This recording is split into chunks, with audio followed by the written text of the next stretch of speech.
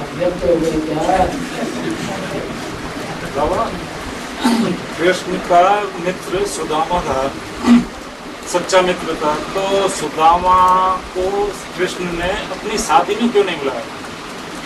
अपने शादी में क्यों नहीं बुलाया था अपने मित्र को, सुदामा को?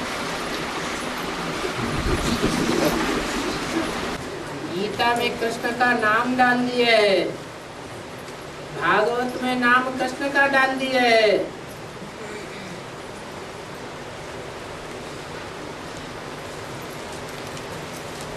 कृष्ण भगवान था क्या? परंतु नाम कृष्ण का डाला हुआ है। ऐसे तो कृष्ण का आदि है आकृष्ट करने वाला, आत्माओं को खींचने वाला।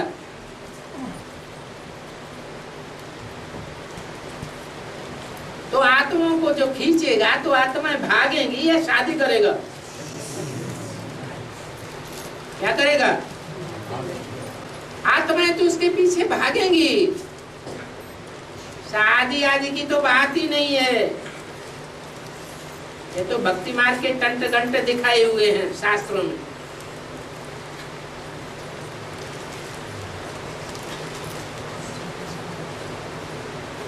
तो बुलाने की तो बात ही नहीं होती है। सुदामा का तो अर्थ ही है जिसने सुंदर सुंदर दाम धारण किया। दाम माने धन संपत्ति। भगवान की दी हुई संपत्ति क्या है?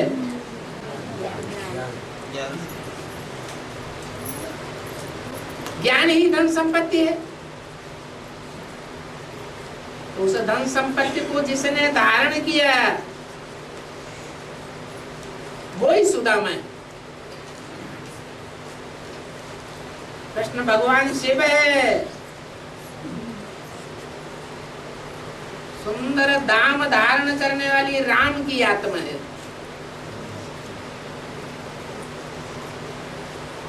शिव शादी करने आता है या शादी बर्बादी बताने आता है?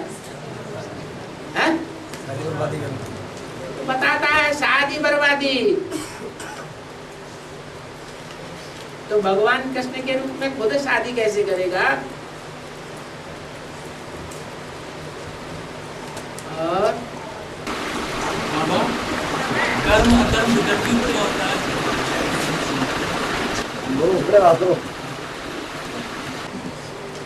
कर्म कहते हैं देह भान में रह करके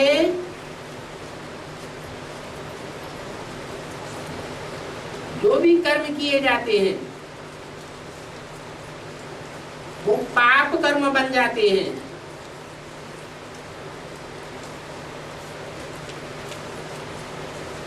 आत्मिक स्थिति में रहकर भगवान की बताई हुई श्रीमत के अनुसार जो कर्म किए जाते हैं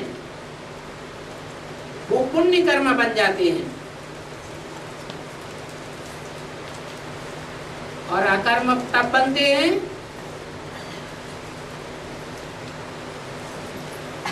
जब हम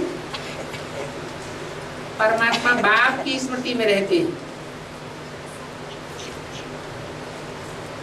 जैसे बाप अकर्ता है तो हमको भी अकर्ता बनाता है, परंतु पूरी स्मृति होनी चाहिए, निरंतर अभ्यास चाहिए, सहज याद चाहिए। निरंतर न हुआ, बीच बीच में औरों की याद आती है तो विकर्म जरूर बनेगा।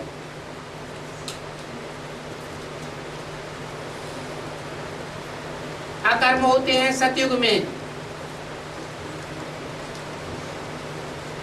जबकि जो परमात्मा असली स्वरूप है ज्योति बिंदु, या आत्मा का जो स्वरूप है ज्योति बिंदु, वो सदैव याद रहता है। इसलिए वहां कर्माकर्म बन जाते हैं।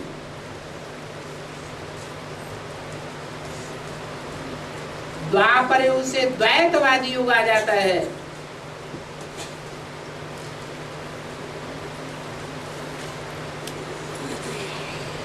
अपन को देह समझने लग पड़ते हैं। आत्मा होते हुए भी अपन को देह समझते हैं।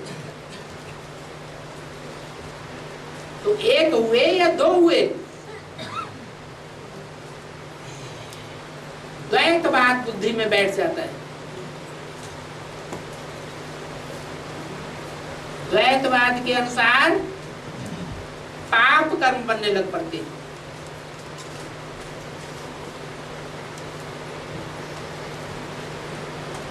तो द्वापर कलयुग में पाप कर्म बनते हैं देवहन के कारण,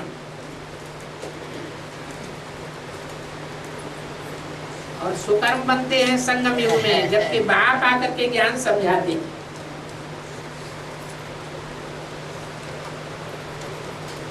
रास्ता बताते हैं कि कैसा कर्म करने से सुखी रहेंगे, कैसा कर्म करने से सुंदर कर्म कहा जाएगा।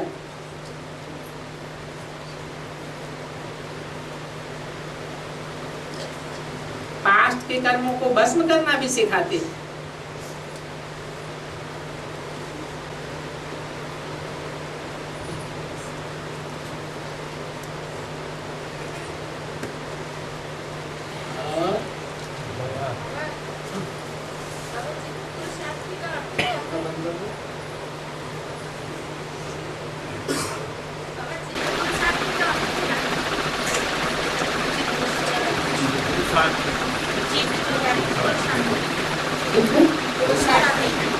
चित्त पुरुषार्थी,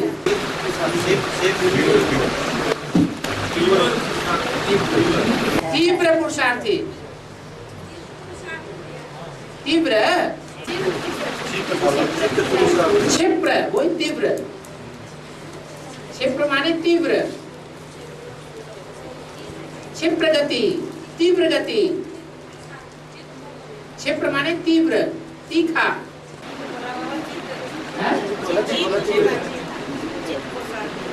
चित्त और पट्ट पुरुषार्थी नहीं, पट्ट पुरुषार्थी माने जो पट्ट में गिर जाए। चित्त पुरुषार्थी भी अच्छा नहीं है, चित्त में गिरना भी अच्छा नहीं होता। जब दो योद्धा युद्ध करते हैं तो कोई योद्धा दूसरे योद्धा को चित्त मार देता है, जैसे कि हार गया, तो चित्त पुरुषार्थी कहा भी नहीं जाता है। जो चित्त या पट्ट गिरे उसे पुरुषार्थी नहीं कहेंगे। और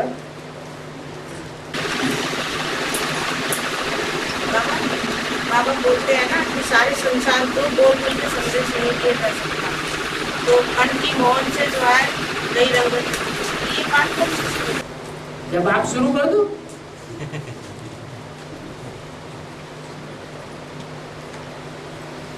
और बाबा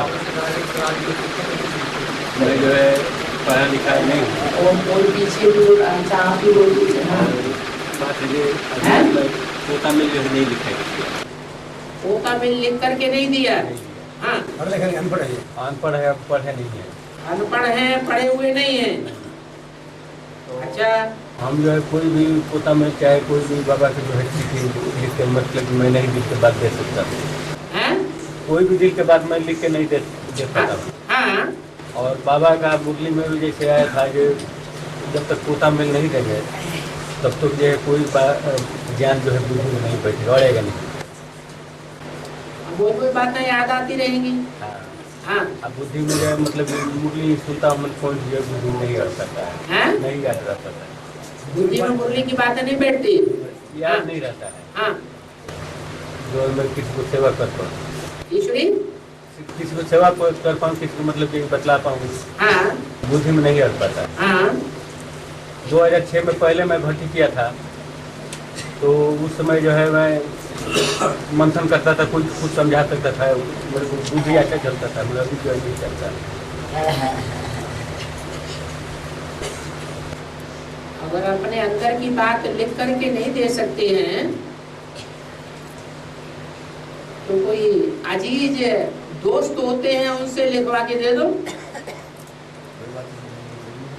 वो तुम्हारी बात इधर उधर आउट नहीं करेंगे।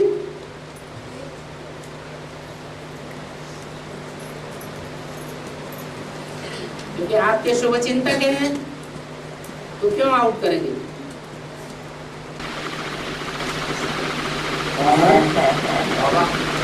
डायरेक्ट बाबा से राजयोग कितने बच्चे सीखते हैं? डायरेक्ट बाबा से राजयोग कितने बच्चे सीखते हैं? किस तरह सीखे? कितने बच्चे सीखते हो? कितने बच्चे राजयोग सीखते हैं? ये जितने बैठे हैं वो सब डायरेक्ट ही तो सीख रहे हैं। नहीं बाबू,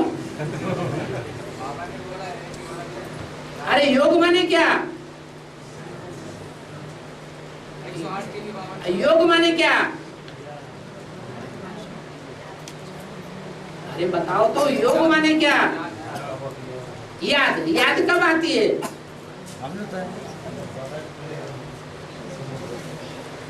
फूल है, फूल को सूंघा, बड़ी खुशबू बढ़िया है।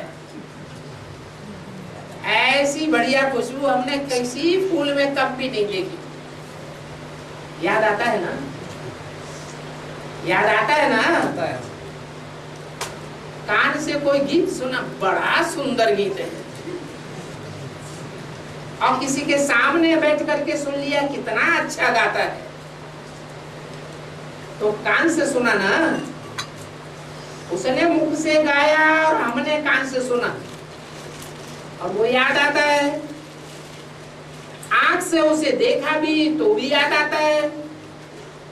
तो कोई भी कर्म इंद्रियों से या ज्ञान इंद्रियों से जो भी संसर्ग संपर्क में आना होता है वो याद आता है या नहीं याद आता है? वो याद। अब इसमें राज क्या भरा हुआ है? इसमें राज ये भरा हुआ है कि और आत्माओं के साथ जो हम योग लगाते हैं,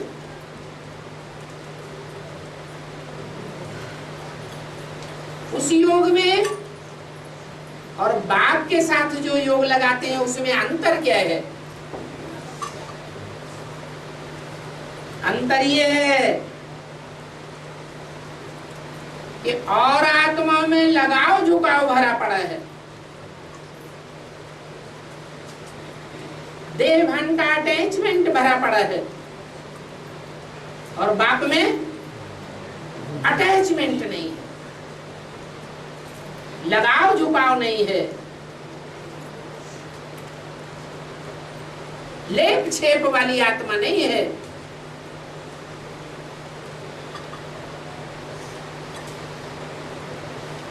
ये राज भरा हुआ है। इसलिए बाप की याद एक ही अंतिम जन्म में होती है, और वो याद की शक्ति सारी दुनिया के कण कण में समा जाती है।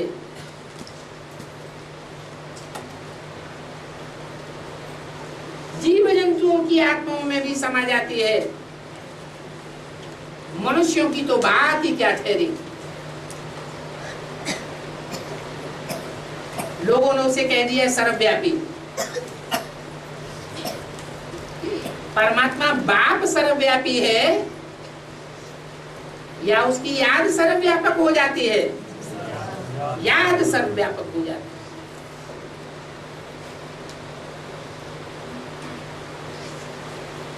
और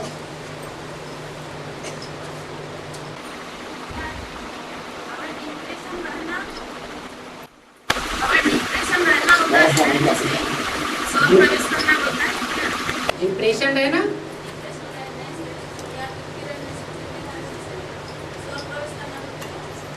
डिप्रेशन में रहेंगे तो सोल प्रवेश कर सकती है, सोल प्रवेश करेगी तो वो अपना फोर्स डालेगी या तुम्हारा काम करने देगी? ये बांध में रहने से डिप्रेशन होता है। आत्मा अभिमानी को डिप्रेशन नहीं होता है, हल्की फुल्की रहती है आत्मा।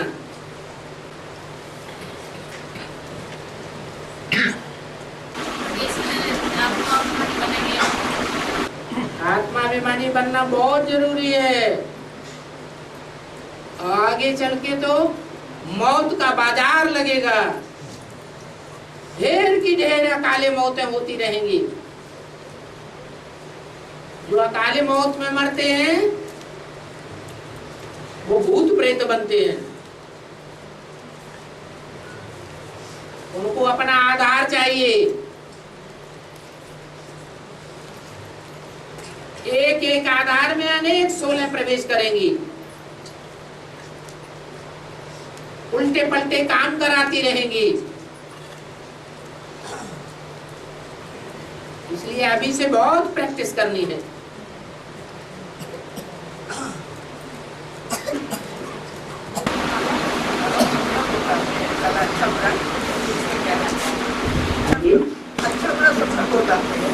अच्छे और बुरे स्वप्न, अच्छे और बुरे संकल्प, ये 63 जन्मों की रील घूमती है। 63 जन्मों में जो अच्छा बुरा किया है वो रील इस समय घूम रही है। अच्छी रील घूमती है तो समझो हमने अच्छे कर्म किए हैं, ऐसे अच्छे कर्म किए हैं कि न चाहते हुए भी हमें अच्छी याद आती है, हल्कापन रहता है। और जब बुरे कर्म उदय होते हैं तो कितना भी पुरुषार्थ करें, अवस्था डामाडोल बनी रहती है, चाहने पर भी अच्छा पुरुषार्थ नहीं होता। ये कर्मों की कोई गति है। द्वापर युग से 7 कर्मों का बोझ चढ़ना शुरू होता है। हाँ जी। तो बाबा अंतिम जन्म में पाप कर्मों का बोझ उतरता है या उससे पहले भी जब से ज्ञानी और ज्ञानी दोनों का पाप कर्मों का बोझ उतरता है? तो बाबा बोझा उतरने का टाइम संगम युग है, क्योंकि और युगों में तो पता ही नहीं है किसी को कि पाप कर्मों का बोझा हल्का कैसे हो। परमात्मा बाप की पहचान ही किसी को नहीं है।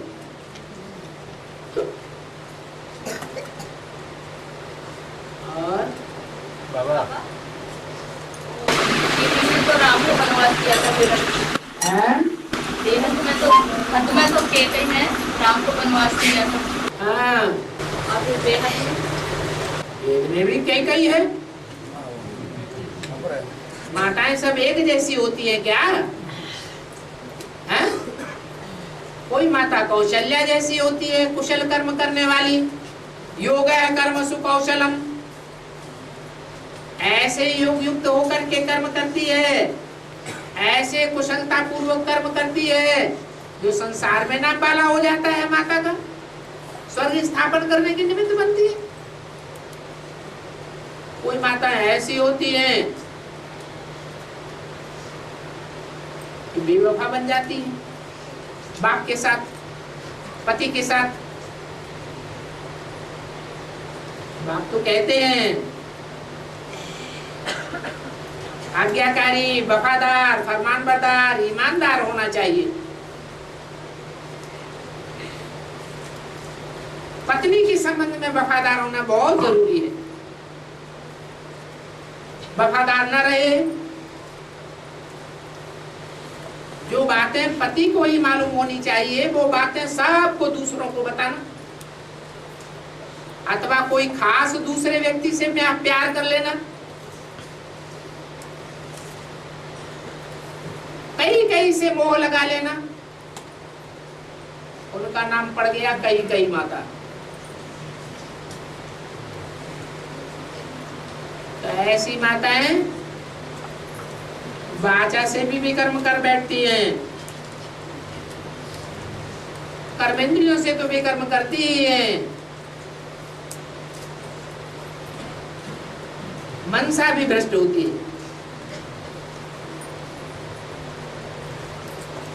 ब्राह्मणों की दुनिया में ही सब बैठी हुई है, नंबरवार कैकैया हैं, नंबरवार कौशल्या हैं।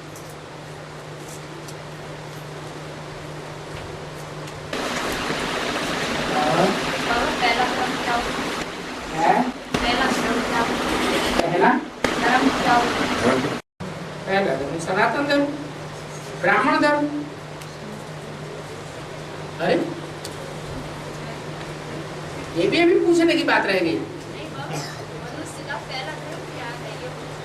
मनुष्य का पहला धर्म, क्या? मनुष्य का पहला धर्म है स्वचिंतन, अपने का आत्मा का चिंतन करो। स्वधर्म, हम हैं कौन? पहले हम क्या हैं? आत्मा है। तो आत्मा है तो आत्मा के धर्म में टिके। धर्म माने धारण। आत्मा की धारणा क्या है? मैं ज्योति बिंदु हूं, मैं देह नहीं हूं। और आगे श्री नारायण आदि हाँ, साक्षात्कार होते रहते थे। और बाबा ये मन की मौन वाली पाठ के शुरू हो क्या?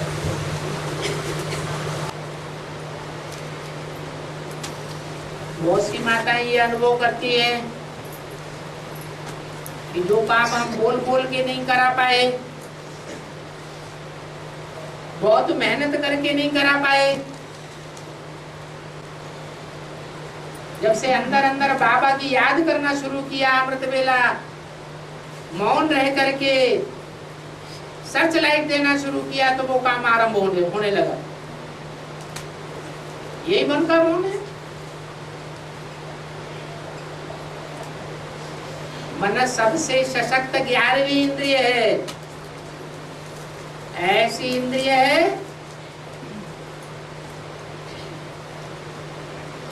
कि जिस इंद्रिय के बगैर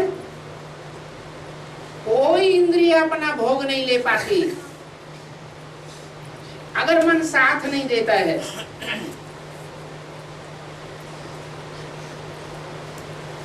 तो मन बड़ा प्रबल है।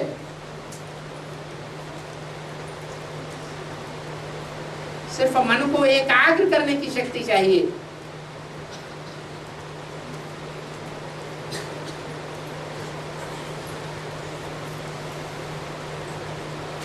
और वो एक भी चुनना पड़े कि किसके अग्र रहने की शक्ति चाहिए।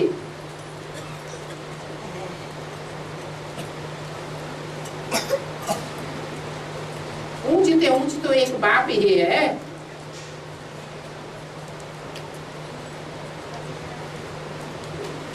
मन सदैव एक के आगे बना रहे।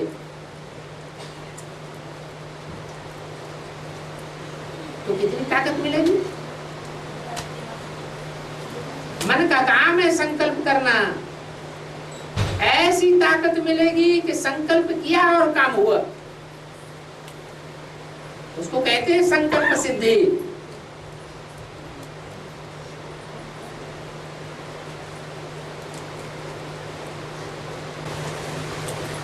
बाबा, कोई आत्मा अगर शरीर छोड़ती है तो उसको रहित करना चाहिए कि नहीं करना चाहिए? काम वो करना चाहिए जिससे कोई फायदा हो। जिससे नुकसान हो उससे कोई फायदा नहीं है काम करने का, तो काम क्यों करना चाहिए?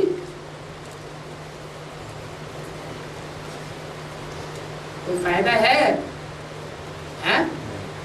फायदा नहीं है। लेकिन कोई पूछता है तेरे भी करें, तो कहो खूब करो। तुम अपनी भक्ति पूरी कर लो। जब भक्ति पूरी हो जाएगी तो तुम्हारी बुद्धि में ज्ञान बैठना शुरू हो जाएगा। कोई को भक्ति करने से मना नहीं करना है, ये भी एक पाप हो जाता है।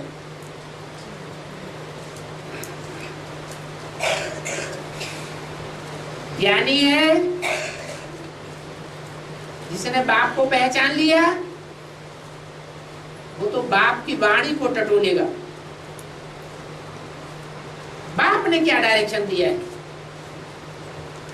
मुरली में कभी डायरेक्शन आया है कि 13वीं करो, मुंडन करो, है? जनेऊ धारण करो? आया? नहीं आया। तो क्यों पूछा जाता है? इसलिए पूछा जाता है कि ज्ञानदाता की अभी पहचान नहीं हुई है, या तो ज्ञानदाता मिला ही नहीं है। ज्ञानदाता एक ही है, एक ही सदगति दाता है। ज्ञान से ही सदगति होती है, अज्ञान से दुर्गति होती है। परंतु ये बात बुद्धि में बैठी नहीं है, तो अज्ञान की ही बातें पूछते रहेंगे, 13वीं करें या नहीं करें।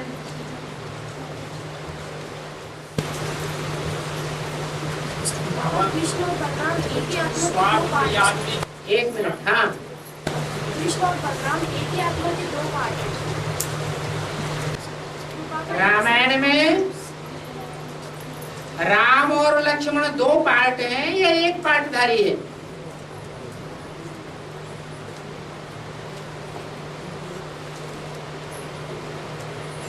हैं?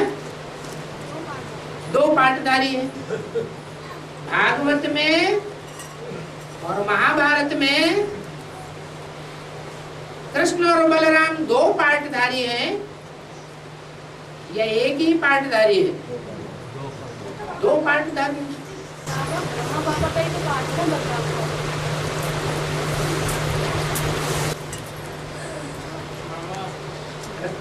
प्रश्न चल रहा है।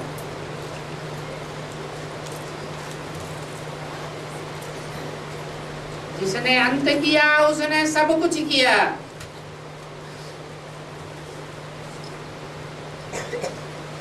कृष्ण की आत्मा संगम युग में अंत कर पाती है साकार शरीर रहते, या राम वाली आत्मा अंत करती है?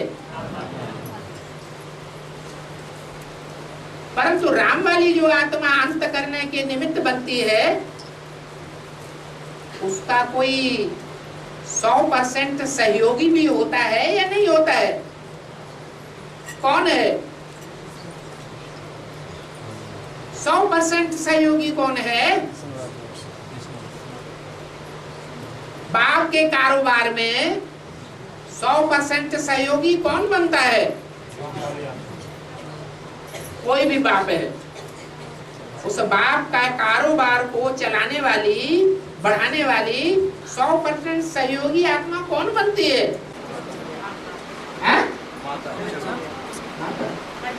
बच्चा बनता है। बाप के कारोबार को आगे बढ़ाने वाला 100% सहयोगी बच्चा बनता है। बाप के राज्य को आगे बढ़ाने वाला, नाम वाला करने वाला बच्चा बनता है। तो राम बाप का पार्ट है, सत्युग में उसका बच्चा कौन बनेगा? कृष्ण वाली आत्मा। तो जो कृष्ण वाली आत्मा है वही राम का बल है प्रैक्टिकल जीवन में।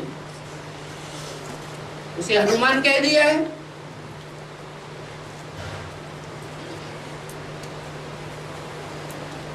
रावण की जेल से सीता को छुड़ाने का जो मुख्य कार्य था,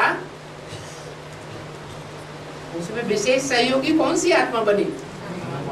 हनुमान बनी। अब उसे हनुमान कह दो, बलराम कह दो, बात तो एक ही।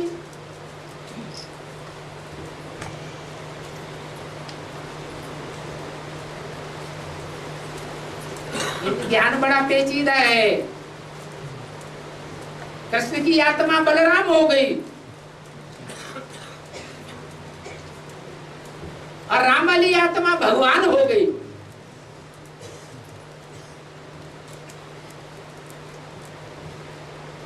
कोई शायद विश्वास भी नहीं करेगा। फिर इसके लिए कहा जाता है 7 दिन का कोर्स करो। 7 दिन बैठ करके समझेंगे तभी बुद्धि में बैठेगा। भट्टी करो।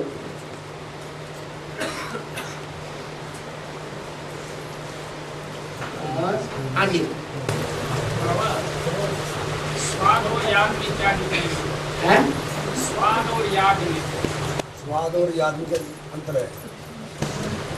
हम कैसे स्वाद से याद की तरफ याद जो है वो मन से बुद्धि से किया जाता है और स्वाद इंद्रियों से लिया जाता है।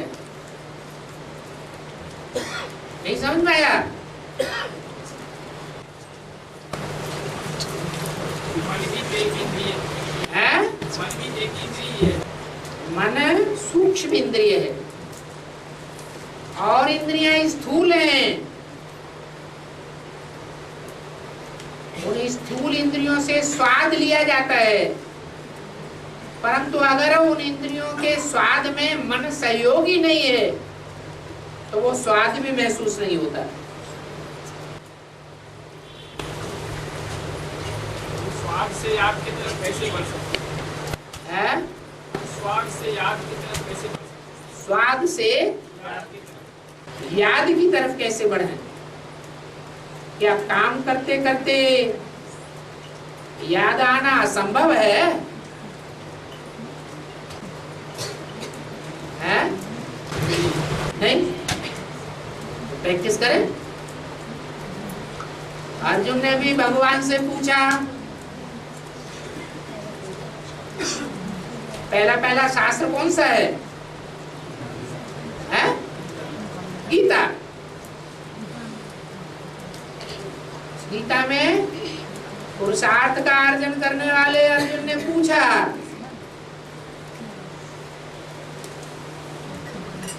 ये मन बड़ा चंचल है, कैसे एकाग्र करें? तो जवाब क्या आया? अभ्यास करो, अभ्यास है न तो कौनतेय है। दुनिया से वैराग पैदा करो। इन आंखों से जो कुछ देखते हो वो सब मिथ्या है, उससे वैराग आ जाना चाहिए। सब झूठा है, सब धोखेबाज है। अंत में एक परमात्मा बाप ही सहयोगी बनेगा। इसलिए सबता जी हर भजो। इन 2 बातों के अलावा और कोई रास्ता नहीं है मन को एकाग्र करने का। स्वाद में बाबा बुद्धि बहुत अच्छी है? स्वाद में बुद्धि बहुत अच्छी काहे में? स्वाद में। ये तो हर आत्मा का अलग अलग हिसाब किताब है। जैसी जैसी प्रैक्टिस डाली है ऐसी ऐसी प्रैक्टिस पड़ी हुई है। कोई ने जिव्या की बहुत खराब आदत डाल दी है और जन्म जन्मांतर की आदत पक्की हुई पड़ी है, तो क्या करना पड़ेगा?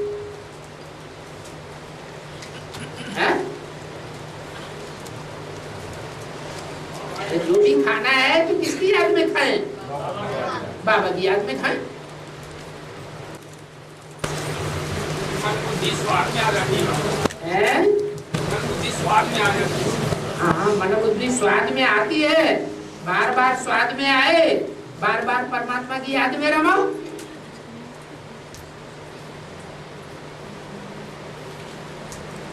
स्वाद बेस्वाद हो जाएगा।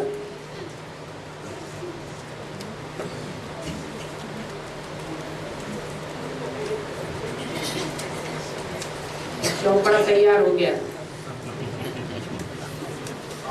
हाँ, बाबा का कोई बच्चा अगर छोटे परिवार में रहता है हाँ, तो पुरुषार्थी हाँ, श्रेष्ठ पुरुषार्थी अच्छा पुरुषार्थ करता है, श्रीमंत चलता है, हाँ, क्या ऐसी आत्मा 108 की माला में आएंगी? क्यों नहीं आ सकती? जो लौकिक परिवार में रहता है जो बच्चा, वो लौकिक परिवार में रहते हुए बैलेंस में नहीं चल सकता, बैलेंस में भी चल सकता है और बाबा की हर श्रीमत को फॉलो नहीं कर सकता। जब हर श्रीमत को फॉलो करेगा तो सरेंडर हुआ या नॉन सरेंडर हुआ? सरेंडर बुद्धि हुआ। जो सरेंडर होंगे वो राजयोग पक्का पक्का सीख सकेंगे। सरेंडर होने वाले ही राजाएं बनेंगे, राजकुल में आवेंगे। बाबा ने बोला अंदर वाले दाता से बनेंगे। हाँ, सब थोड़े ही, ये थोड़े का सब बनेंगे। ये कहा कि अंदर वाले भी रह जावेंगे और बाहर वाले भी ले जावेंगे। सब बाहर वाले ले जावेंगे, जैसे सब बाहर वाले नहीं ले जावेंगे, कोई कोई ले जावेंगे, ऐसे ही सब अंदर वाले नहीं रह जावेंगे, कोई कोई रह जावेंगे। गृहस्थ परिवार में रहते हैं लेकिन 8 की माला में आ सकती है। अरे अभी तो कहा 8 की माला जो 8 की माला में आने वाले हैं वो नष्टो मोहा होंगे शुरुआत से ही। उन्हें कोई परवाह नहीं है किसी की, एक बाप दूसरा न कोई। काम करेंगे तो किसका करेंगे? एक बाप का काम करेंगे। टाइम देंगे तो किसके लिए देंगे? एक बाप के कार्य में टाइम देंगे। धन अर्पण करेंगे तो कहाँ करेंगे? एक बाप के कार्य में धन अर्पण करेंगे। तन की सेवा देनी होगी तो कहाँ देंगे? एक बाप के कार्य में तन की शुरुआत से ही फाउंडेशन ही उनका ऐसा होगा।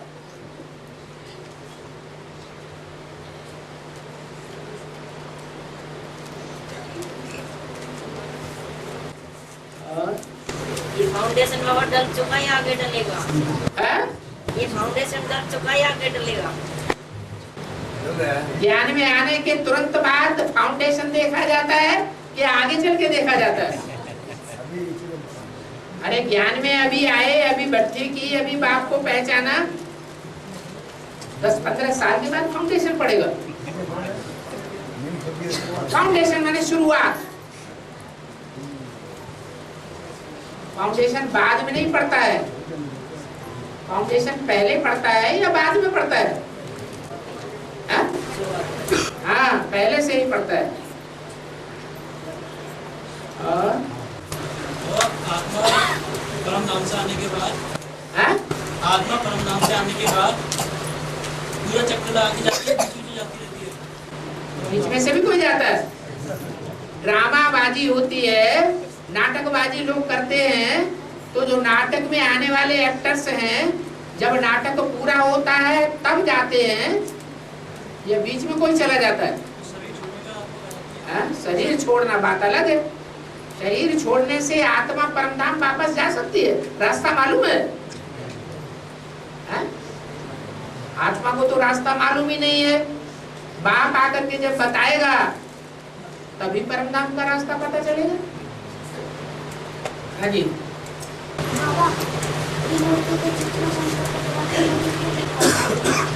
मूर्ति के चित्र में शंकर को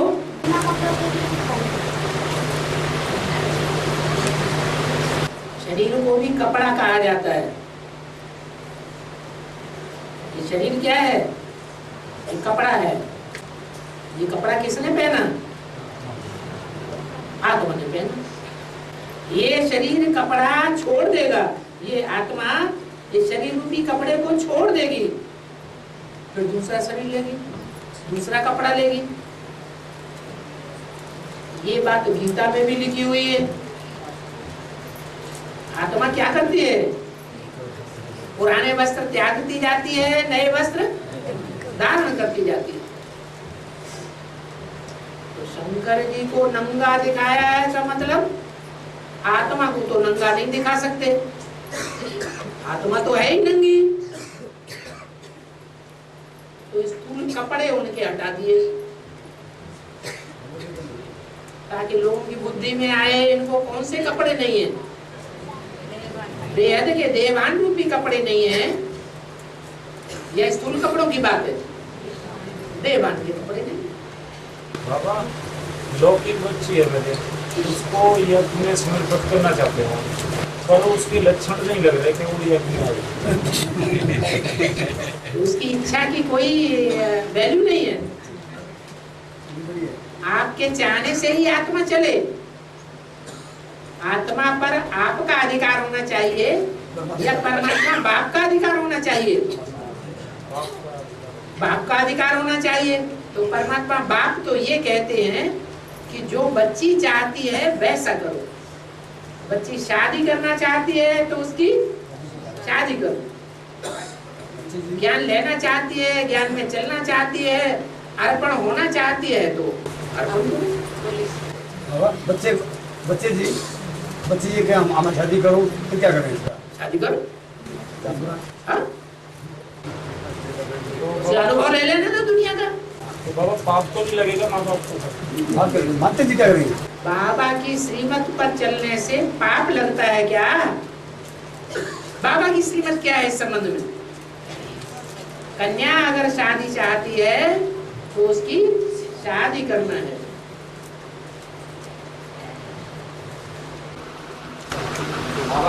हाँ। भक्तिमार्ग में एक कहानी है कि शंकर जी ने पार्वती को जमुना के कंठे पे अमर कथा सुनाई। जमुना के कंठे पे अमर कथा सुनाई और वो सुनते सुनते पार्वती सो गई। और उस समय जमुना के कंठे पे जो नदी है तो उस समय वो कथा मछली ने सुनी। मछली के पेट से मच्छिंद्रनाथ का जन्म होता है, तो उसका बेहद में क्या ऐसी कहानी हुआ भक्तिमार्ग में। ज्ञान में पार्वती कौन है? ज्ञान के अनुसार पार्वती किसका पार्ट है? छोटी माँ का पार्ट पार्वती का है। अभी अमर कथा सुनाई जा रही है या नहीं सुनाई जा रही है? सुनाई जा रही है। अमर कथा सुनाई गई और पार्वती अज्ञान की नींद में सो गई।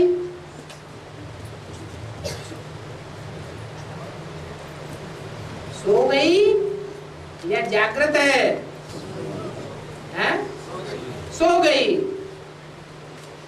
जो एडवांस ज्ञान की बातों पर ध्यान देना चाहिए वो ध्यान नहीं दिया। न ध्यान देने के कारण जो प्राप्ति होनी चाहिए राजाई की, आदित्य रहना अच्छा, रानी बनना अच्छा या राजा बनना अच्छा? राजा बनना अच्छा। जो निराधार पुरुषार्थ राजाओं का होता है वो पुरुषार्थ नहीं कर सकी।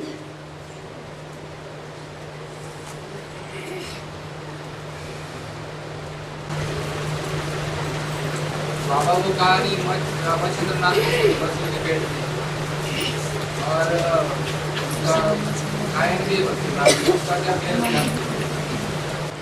पूरी कहानी बताओ तभी तो पता चलेगा। कहानी का नाम देने से थोड़ा ही होगा। शंकर जी जब अमर कथा सुना रहे थे पार्वती को तो पार्वती जी सो गए। वो तो मालूम है कि सो गई, उसका जवाब दे दिया। टाइम पे मछली के पेट के अंदर उसने सुनी,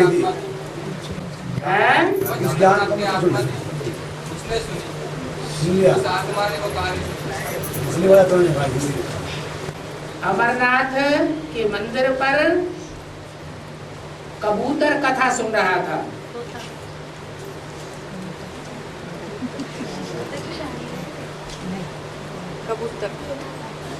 वो कबूतर के लिए बताया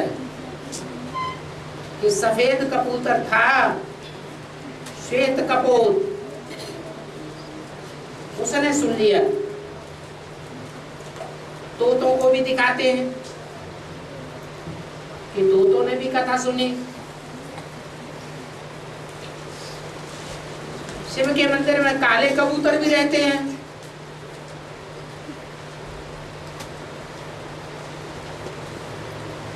कबूतर है, उनकी तो आदत होती है गुटरू गू करने की, घूम घूम ये आवाज करने की। वो कथा सुनते हैं क्या? वो कथा नहीं सुनते हैं, अपने अभ्यास के अनुसार आवाज करते हैं। वास्तव में तोतों ने कथा सुनी, जिन तोतों ने बेसिक नॉलेज सुनी वो सारे तोते यहाँ बैठे हुए।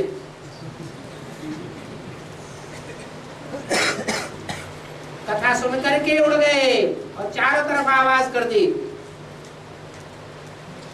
कि प्रैक्टिकल में भगवान बाप आया हुआ है एक व्यापी होकर।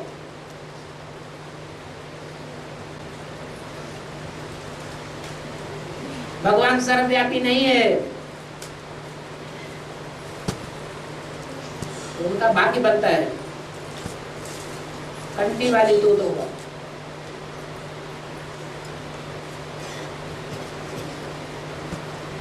किसके बच्चे हैं? बच्चे गंदा के बच्चे हैं या नहीं है? मछली के बच्चे हैं या नहीं है?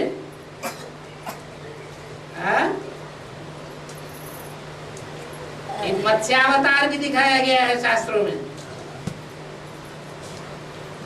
माछले का अवतार।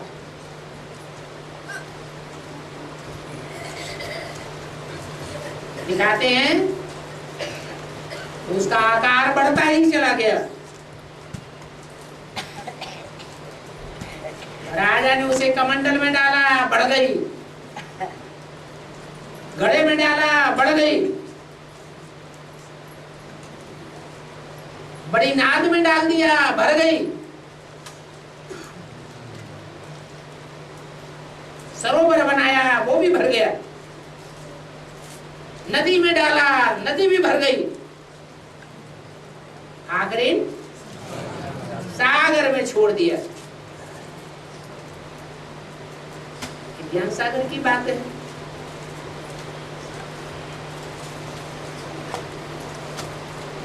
कौन सी है मछली वो? रंबलिया तो मछली है, मछली में से गंध निकलती है।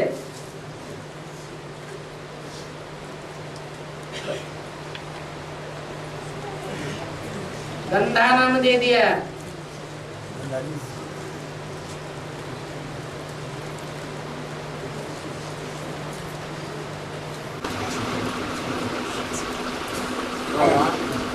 शनि को शनिदेव क्यों कहते हैं? शनि को शनिदेव क्यों कहते हैं? और उन पर तेल भी चढ़ाया जाता है वर्तमान में। ये सारी सृष्टि गुण दोषमयी है। शनिदेव में कोई गुण भी है विशेष, जो गुण और देवताओं में उतने नहीं है।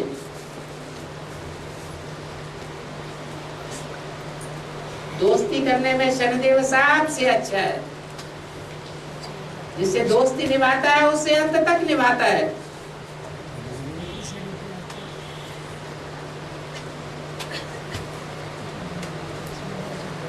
दोस्ती निभाना अच्छी बात है या खराब बात है? अच्छी बात। इसलिए शनिदेव की भी पूजा होती है देवता की। तेल क्यों चढ़ाया जाता है? जो दुनिया को अर्पण किया होगा वही तो मिलेगा। शुद्ध चीज घृत अर्पण की होगी तो घी मिलेगा।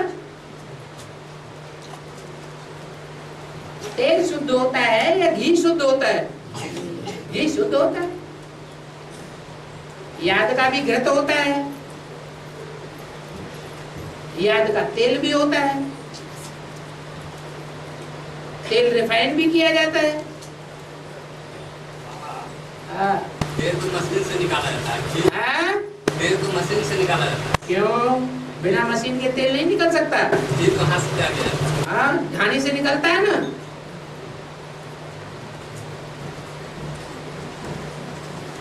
और बाबा, हाँ। हनुमान पूंछ में घंटी दिखाते हैं, हनुमान की पूंछ में घंटी, और पैर में बाला दिखाते हैं, और शंकर की पैर में बाला है।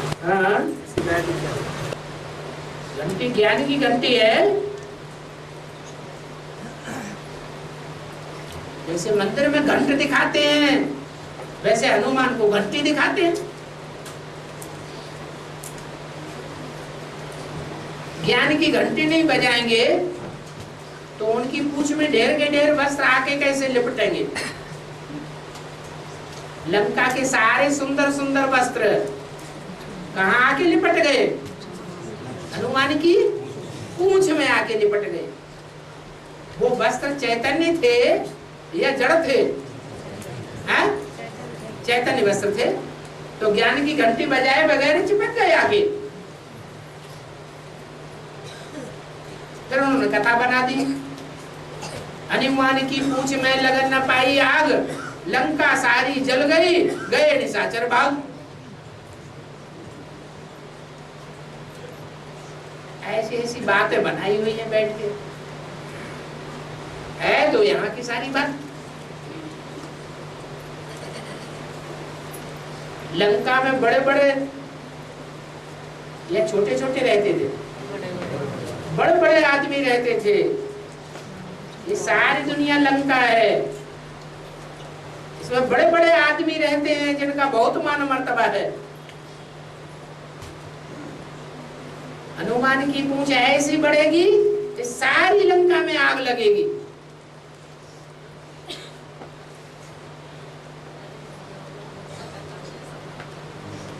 तो बड़े बड़े आदमियों का सारा मान मर्तबा खलास हो जाएगा जब बहू बेटियां भागेंगी।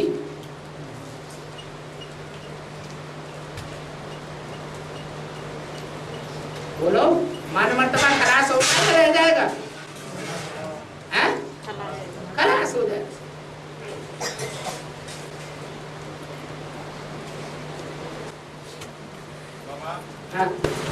एक वार्ता में आया जो 16,108 की माला है, वो 2004 से पहले ये नहीं आ चुकी है। 16,108 की माला है जो 2004 से पहले ये नहीं आ चुकी। 2004 शूटिंग पीरियड से पहले ये नहीं आ चुकी है। बाद में जो आ रहे हैं वो जो बाद में आ रहे हैं एडवांस में, यहाँ बाद में भले आए, 2004 के बाद आने वाले बहुत बैठे हैं। हाथ उठाना जो 2004 के बाद आए हैं, इनसे ये पूछो ये 2004 के बाद जो आए हैं वो यज्ञ के आदमी थे या नहीं थे? तो 2004 के बाद के गिने जाएंगे या आदि के गिने जाएंगे? तो देह की स्थिति से देखते हो तो देह याद रहती है, आत्मा भूल जाती है। और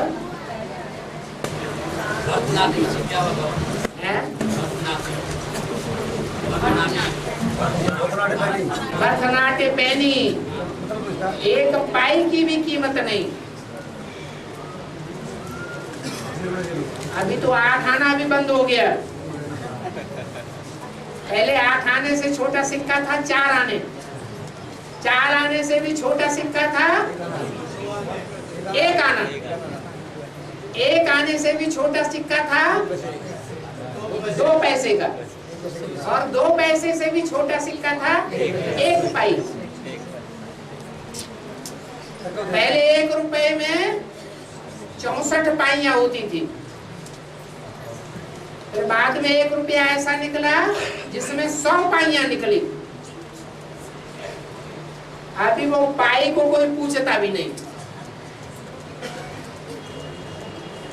तो कहा गया भरतनाट्य पैनी, वर्तमान कीमत, 1 पैनी की भी कीमत नहीं। और बाबा ये बड़ा बड़ा कंपनी तो फेल हो रहा है, जिनके पास पैसा वैसा खत्म नहीं हो रहा है, वहाँ जो लोग जॉब करते हैं उनका क्या है? बड़ी बड़ी कंपनी तो फेल हो रही है ना, जो कहते हैं पैसे नहीं है, वर्कर को सैलरी वगैरह जो देने में उनको दिक्कत आ रही है, उनका क्या होगा? तो क्या होगा? मतलब उनमें जो जॉब वगैरह करते हैं उन आत्माओं को क्या होगा? क्या होगा? सारी दुनिया का क्या होगा? जब बाबा ने तो बता दिया सब धंधों में है नुकसान, तो सारे धंधे वालों का क्या होगा? जो सारे धंधे वालों का होगा सो उनका होगा, हो रहा है।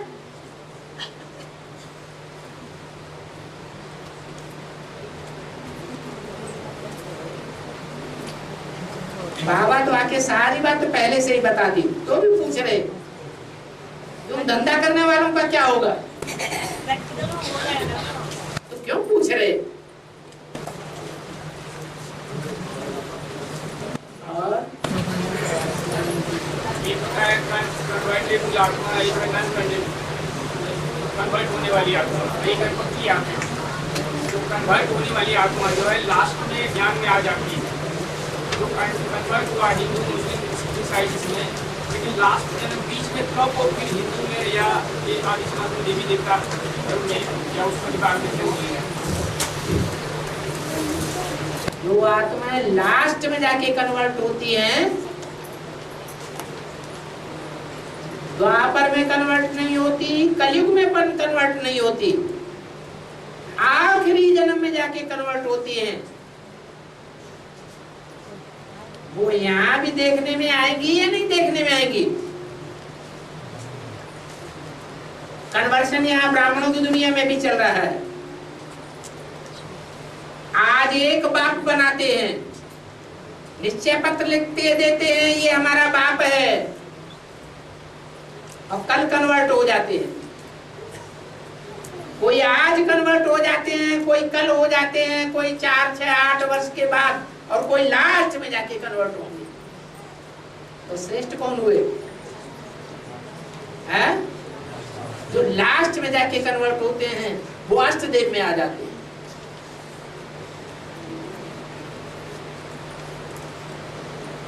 कोई घड़ी घड़ी कन्वर्ट होते रहते हैं।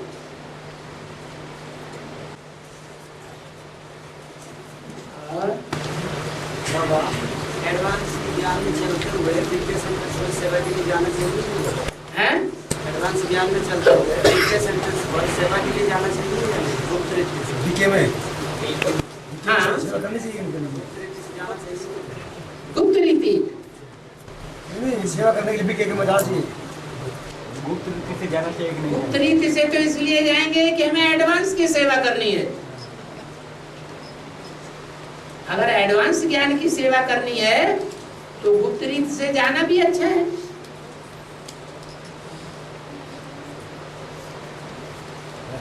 अच्छी सर्विस हो सकेगी।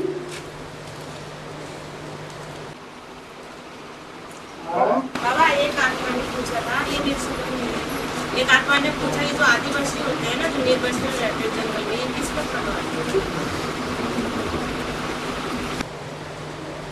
सबसे आदि में कौन है? कौन से धर्म वाले हैं? आदि सनातन देवी देवता धर्म तो सतयुग में है। उससे भी पहले कौन है? ब्राह्मण है। ब्राह्मणों में भी 9 कुली के ब्राह्मण हैं या सब निर्वस्त्र ब्राह्मण हैं? हैं?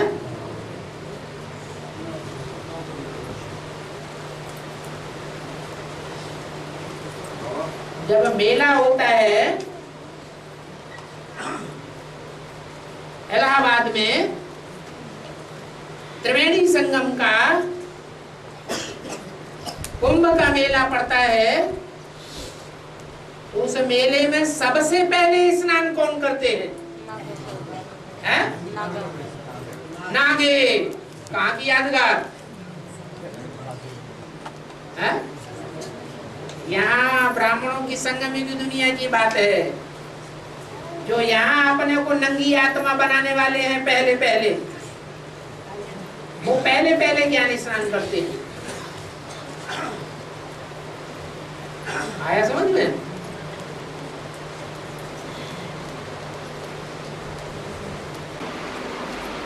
और बाबा भारतीय संविधान में भारतीय संविधान में कोई भी विधेयक पास होता है, बिल पास होता है, तो मेजोरिटी के आधार पर होता है। 2/3 मेजोरिटी के हिसाब से कोई पास होता है। तो भारतीय संविधान के अनुसार ये एडवांस ज्ञान प्रत्यक्ष होगा तो सुप्रीम कोर्ट के द्वारा होगा कि मेजोरिटी में होगा? मेजोरिटी लेवल पर तो ज़्यादा लोग अभी भी अपने गुरुओं को मान्यता देते हैं, लेकिन ये सुप्रीम कोर्ट बेस पे होगा तो कैसे होगा, और मेजोरिटी लेवल पर होगा तो कैसे होगा? पहले हमें ये देखनी है कि मेजोरिटी के आधार पर जो प्रजातंत्र राज्य चल रहा है वो सफल कितना हो रहा है। सफल तो नहीं हो रहा, वो नहीं पता, नहीं हो रहा, सफल नहीं हो रहा है, तो इतनी बड़ी बात कैसे सफल हो जाएगी प्रजातंत्र में?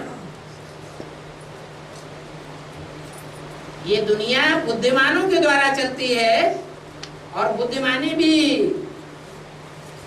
ईश्वरीय बुद्धिमानी होनी चाहिए या दुनिया भी बुद्धिमानी होनी चाहिए? ईश्वर की बुद्धिमानी के आधार पर जो चलते हैं उनके आधार पर ये दुनिया चलती है।